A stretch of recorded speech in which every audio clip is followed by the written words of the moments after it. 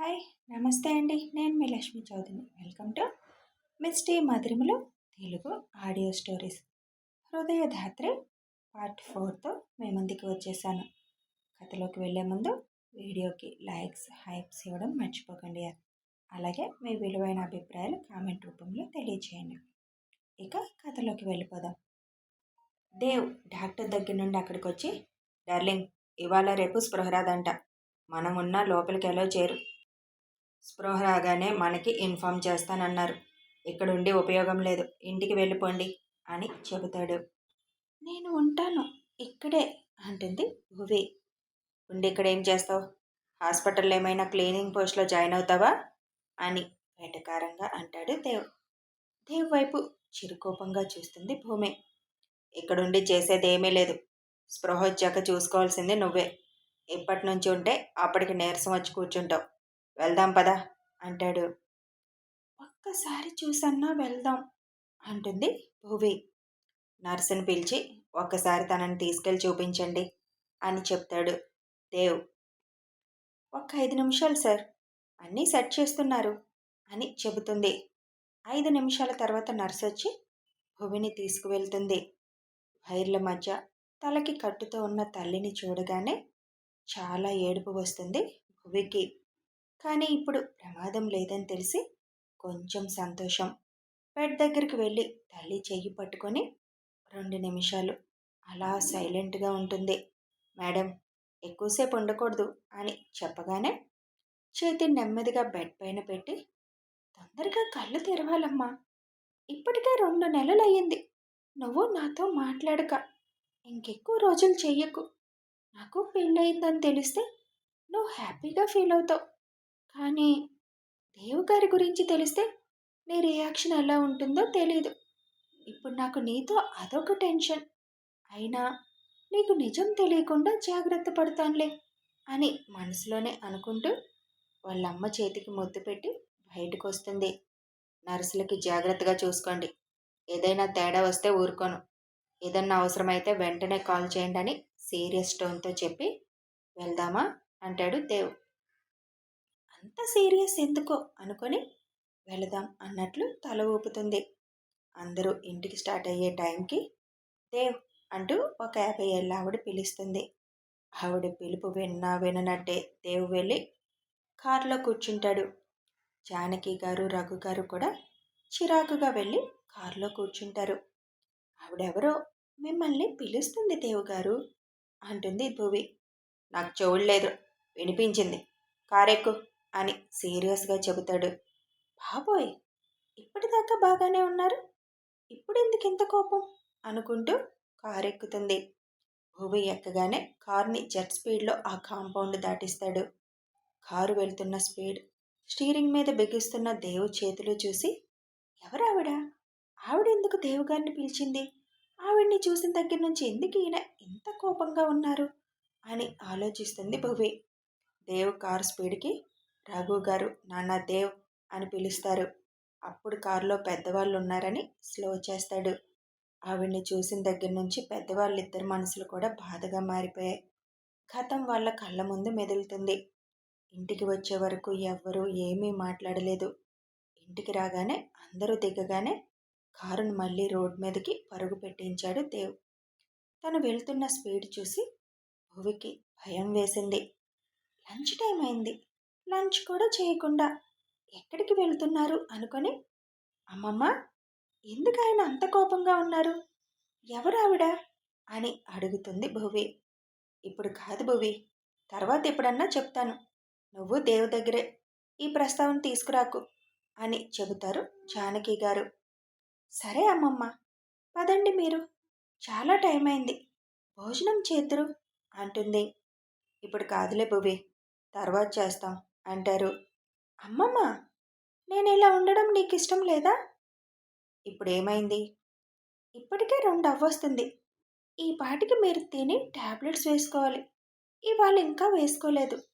ఇప్పుడు మీరు తినను అంటే మీ మనవడు నా మీద యుద్ధం ప్రకటిస్తాడు. అస్సలే కోపంగా ఉన్నారు. ఆ కోపం అంతా నా మీద చూపిస్తే నా పరిస్థితి మా అమ్మ పక్కన ఇంకో బెడ్ వేసుకొని పడుకోవాల్సి వస్తుంది అని భువి అంటుంటే భువి అని ఇద్దరూ ఒకేసారి అరుస్తారు. థు థు, ఏంటా అరుపు అని వీపు మీద కొట్టుకుంటుంది భువి. లేకపోతే ఏంటా మాటలు? మరి మీ మనవడు పెట్టిన కండిషన్ మిమ్మల్ని జాగ్రత్తగా చూసుకోవడం. మీరేమో నా మాట వినటం లేదు అని అలకగా అంటుంది. భువి మొహం చూసి ఇద్దరూ నవ్వేస్తారు. సరే పద, అయితే మాది కండిషన్. ఏంటి? నువ్వు కూడా మాతో పాటు తినాలి. అది అమ్మమ్మ, దేవ్ గారు వాడు ఆఫీస్లో తింటాడులే, కిషోర్కి చెప్దాం.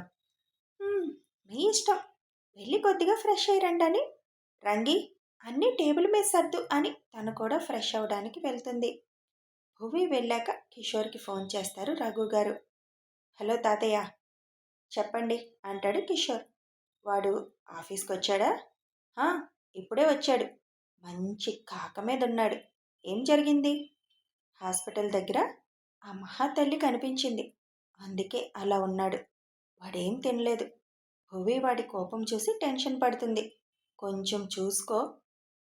అలాగే తాతయ్య, నేను చూసుకుంటాను, మీరు తినండి అని చెప్పి కాల్ కట్ చేస్తాడు కిషోర్. ఎందుకు ఈ మహాతల్లి వాడిని మనశ్శాంతిగా బతకనివ్వదు? ఇప్పుడు సార్ ఎలా ఉన్నారో అనుకుంటూ దేవు క్యాబిన్ వైపు వెళ్తాడు. భువి ఫ్రెష్ అయ్యి వచ్చేసరికి పెద్దవాళ్ళిద్దరూ డైనింగ్ టేబుల్ దగ్గర ఉండేసరికి వాళ్ళకి వడ్డించి తను ప్లేట్లో పెట్టుకుంటుంది. తాతయ్య, కిషోర్ అన్నయ్యకి చేశారో లేదో అనుకుంటూ ఆలోచిస్తూ ప్లేట్లో ముగ్గులు వేస్తుంది. ప్లేట్లో ఎందుకు ముగ్గులు? బయట కావాల్సినంత ప్లేస్ ఉంటే అంటారు జానకి గారు. భువి చిరుకోపంగా చూస్తే తిను ముందు అని అంటారు. "హ్మ్" అంటూ తినడం స్టార్ట్ చేస్తుంది. కిషోర్ దేవ్ క్యాబిన్కి వచ్చి డోర్ తీసి ఎదురుగా చూసి షాక్ అవుతాడు. దేవ్ సిస్టమ్ ముందు కూర్చొని సీరియస్గా ఏదో వర్క్ చేస్తున్నాడు. వీడేంటి ఇంత కూల్గా ఉన్నాడు? వాడికి ఉన్న కోపానికి ఈ పాటికి రూమ్ అంతా డస్ట్బిన్లా అయి ఉండాలి కదా అని ఆలోచిస్తూ దేవ్ అని పిలుస్తాడు. ఒక లుక్ ఇచ్చి మళ్ళీ సిస్టంలో తలదూరుస్తాడు. అసలు వీడంత సీరియస్గా ఏం చేస్తున్నాడు అని సిస్టమ్ వైపు చూస్తాడు కిషోర్. ఆర్కే ఇండస్ట్రీస్ షేర్స్ని డౌన్ అయ్యేలా చేస్తున్నాడు. అయిపోయారు.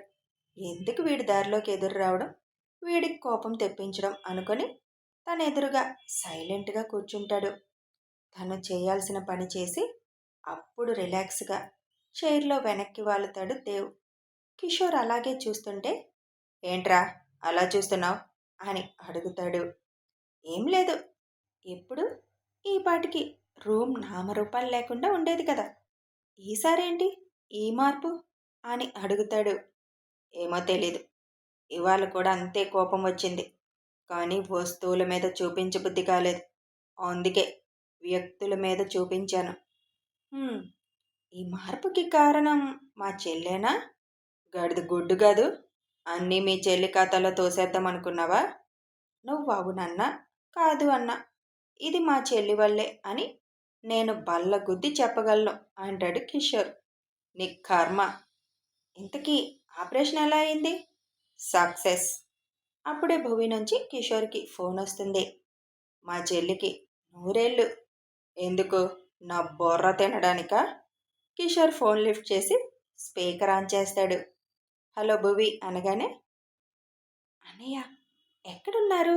అని అడుగుతుంది. "ఆఫీస్లో." "అది నాకు తెలుసు. ఆయన ముందున్నారా, దూరంగా ఉన్నారా అని అడిగా." "ప్రస్తుతం నా క్యాబిన్లో ఉన్నాను."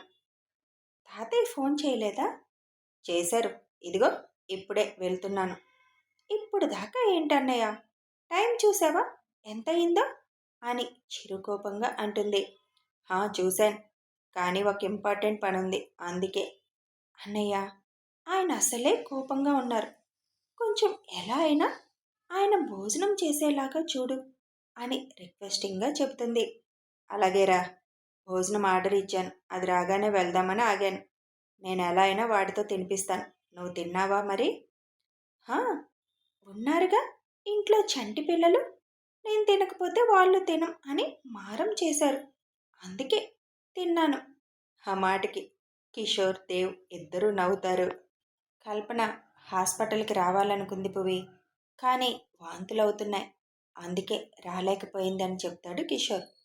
పర్వాలేదన్నయ్య, నేను నిన్న కాల్ చేసినప్పుడే వద్దు అని చెప్పాను. ఆ మందుల వాసన తనకి పడదు కదా. హా భువి, అసలు ఏ వాసన పడ్డం లేదు. "హ్మ్, కొన్ని రోజులు అలాగే ఉంటుందన్నయ్య. ఓకే, ఈవినింగ్ నీ దగ్గరికి తీసుకొని వస్తాను. వద్దన్నయ్య, రెస్ట్ తీసుకొనివ్వండి. జర్నీ ఏమీ వద్దు. పైగా మీ ఫ్రెండ్తో మీకు ఎక్స్ట్రా డ్యూటీ ఉంది కదా అంటుంది. ఆ మాటలకి కిషోర్ ఫక్కున నవ్వుతాడు. దేవ్ కోపంగా చూస్తాడు. సరే అన్నయ్య, మీరు వెళ్ళి ముందు ఆయన భోజనం చేసేలాగా చూడండి. పొద్దునెప్పుడో బ్రేక్ఫాస్ట్ చేశారు.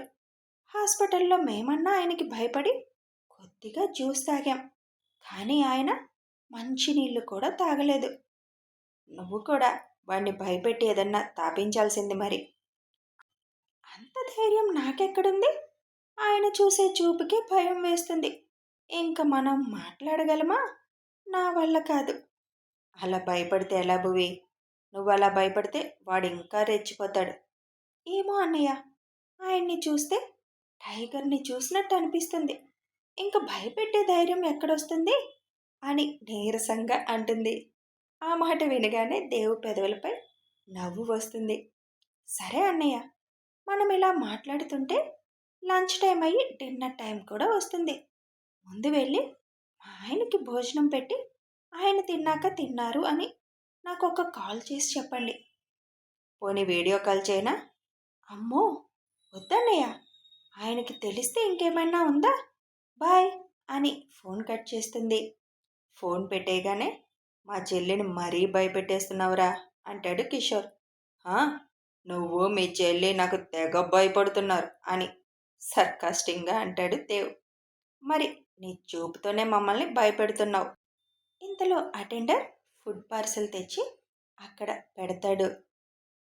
అదే అందరూ అనుకుంటున్నారు, చెప్పుకుంటున్నారు. ముందు మింగు అని ఫుడ్ సర్వ్ చేసుకొని తింటారు. ఇద్దరూ లంచ్ చేశాక ఫోన్ చేసి చెప్పు, లేకపోతే ఆ ఫోన్ పట్టుకొని అలాగే కూర్చుంటుంది అని చెబుతాడు దేవ్. అబ్బో, మా చెల్లి మీద ప్రేమ బాగానే ఉందే. దేవ్ ఒక్క చూపు చూస్తాడు. కిషోర్ ఫోన్ చేసి మేము తిన్నాం భువి అని చెబుతాడు. ఆయన కోపం తగ్గిందా అన్నయ్య? "ఉమ్, వాడికి ఫోన్ చేయొచ్చు కదా." అమ్మో, నా వల్ల కాదు. పోనీ ఫోన్ ఇవ్వనా? ఒకసారి మాట్లాడతావా? వెంటనే భువి ఫోన్ కట్ చేస్తుంది. దేవ్ నవ్వుతాడు భువి చేసిన పనికి. ఎందుకురా అంత నవ్వొస్తుంది? నీతో మాట్లాడాలంటేనే భయపడుతుంది. ఇలా అయితే ఎలా రా? అంత లేదు. తను అడగాల్సినవి బాగానే అడుగుతుంది. ఇప్పుడు ఇంత నటిస్తుంది. మీ అన్న చెల్లెళ్లకు ఆస్కార్ అవార్డు ఇవ్వచ్చు. ముందు పని కానివ్వు అని వర్క్లో బిజీ అయిపోతాడు దేవ్. సాయంత్రం దాకా ఫుల్ బిజీ అయిన దేవ్కి ఫోన్ వస్తుంది. డిస్ప్లే మీద ఉన్న సోను అనే పేరు చూసి ఫోన్ లిఫ్ట్ చేస్తాడు. హాయ్ డార్లింగ్, ఇవాళ గెస్ట్ హౌస్కి వస్తున్నాను అని చెబుతుంది. ఇవాళొద్దు, నాకు కొంచెం ఇంపార్టెంట్ పనుంది, రేపొచ్చే అంటాడు. అవునా అని నీరసంగా అంటుంది. నీ అకౌంట్కి మనీ వేసాను చూసుకో అని అంటాడు. థ్యాంక్ యూ డార్లింగ్, రేపు తొందరగా వచ్చేస్తాను అని సంతోషంగా అంటుంది. ఓకే అని ఫోన్ కట్ చేస్తాడు దేవ్. ఫోన్ కట్ చేసి పర్సనల్ రూమ్లోకి వెళ్తాడు. అక్కడ బెడ్ మీద వాలి ఎదురుగా ఉన్న ఒక ఫోటోని చూస్తూ ఆలోచనలో పడతాడు చాలాసేపు. అలాగే ఆ ఫోటో చూస్తూ బెడ్ మీద వాలి నిద్రపోతాడు. ఈవినింగ్ అయ్యాక కిషోర్ దేవ్ క్యాబిన్కి వస్తాడు. అక్కడ లేకపోవడంతో పర్సనల్ రూమ్లో ఉండి ఉంటాడని తెలిసి అక్కడికి వెళ్తాడు. కిషోర్ వెళ్ళేసరికి దేవ్ మంచి నిద్రలో ఉంటాడు. ఎందుకురా ఇలా కూడా నిన్ను బతకనివ్వకుండా వాళ్ళు నిన్ను అలా వెంటాడుతున్నారు? వాళ్ళు ఎదురైనప్పుడు అంతా నువ్వు ఇలా గతంలోకి వెళ్ళిపోతావు అని నెమ్మదిగా ఎదురుగా ఉన్న ఫోటో ఒక్కసారి చూసి దేవుని లేపుతాడు. దేవ్ కళ్ళు తెరవగానే 7 అయింది, లే వెళ్దాం అంటాడు. 7 అయిందా అని లేస్తాడు. హా, అయ్యింది. నీ ఫ్యాన్స్ అక్కడ గెస్ట్ హౌస్లో ఎదురు చూస్తూ ఉంటారు కదా అని దీర్ఘం తీస్తూ అంటాడు కిషోర్. దేవ్ నవ్వుతూ, ఇవాళ ప్రోగ్రాం లేదులే, ఏడవకు అని అంటాడు. నిజమే. "హా, నిజమే. ఇది ప్రపంచ వింతే. మూసుకొని పదపే" అని దేవ్ బయటికి వెళ్తాడు. దేవుని ఫాలో అవుతాడు కిషోర్. అరే, తిన్నగా ఇంటికి వెళ్తావా, లేదంటే నీతో నన్ను రమ్మంటావా అని కిషోర్ అనుమానంగా అడుగుతాడు. అవసరం లేదు, నువ్వు వెళ్ళి కల్పన్ని తీసుకొని ఇంటికొచ్చే అని చెప్పి దేవ్ వెళ్ళిపోతాడు. కల్పన్ని తీసుకొని ఇంటికి రావాలా? వీడి వాళ్ళన్నీ షాక్లే ఇస్తున్నాడు. ఇప్పుడు వీడు ఎంత తొందరగా ఇంటికి వెళ్తే ఆ ముగ్గురు ఎంత షాక్ అవుతారో అనుకుంటూ కల్పనకి ఫోన్ చేస్తాడు. దేవ్ కార్ హార్న్ సౌండ్ వినిపించగానే భూమి మొహంలో నవ్వు వస్తుంది. కిచెన్లో ఉన్న భువి వాటర్, కాఫీ పట్టుకొని వస్తుంది.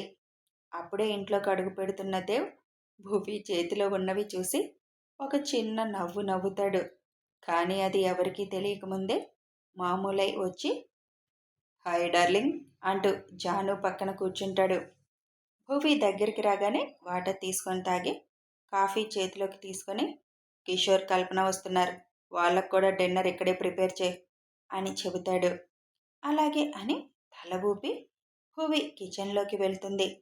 ఏంటి సార్, ఇవాళ ఎంత తొందరగా వచ్చారు అని అడుగుతారు జాను గారు.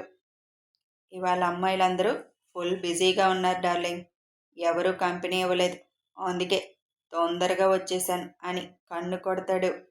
చిచి, సిగ్గులేదు నానమ్మ దగ్గర అలా మాట్లాడడానికి అని చిరాకుగా ఫేస్ పెట్టి వీపు మీద 2 వేస్తారు. నీకు నా గురించి మొత్తం తెలుసు, ఇంకెందుకు అడుగుతావు, చెబితే సిగ్గులేదంటావు, ఎలా నాని? ఇంకా తిరుగుళ్ళు ఎందుకురా, ఇంట్లో బంగారం లాంటి భార్య ఉండగా అంటారు జానకి. బంగారం ఎక్కువ వాడితే అరిగిపోతుంది నాని, అందుకే భద్రంగా దాచి రోల్డ్ గోల్డ్ వాడుకోవాలి అంటాడు. ఆ మాటకి జాను గారు దేవు వైపు వింతగా చూస్తారు. కథ కొనసాగుతుంది. బంగారం ఎక్కువ వాడితే అరిగిపోతుందంట యార్, దాచుకొని మీరు కూడా రోల్డ్ గోల్డ్ వాడండి.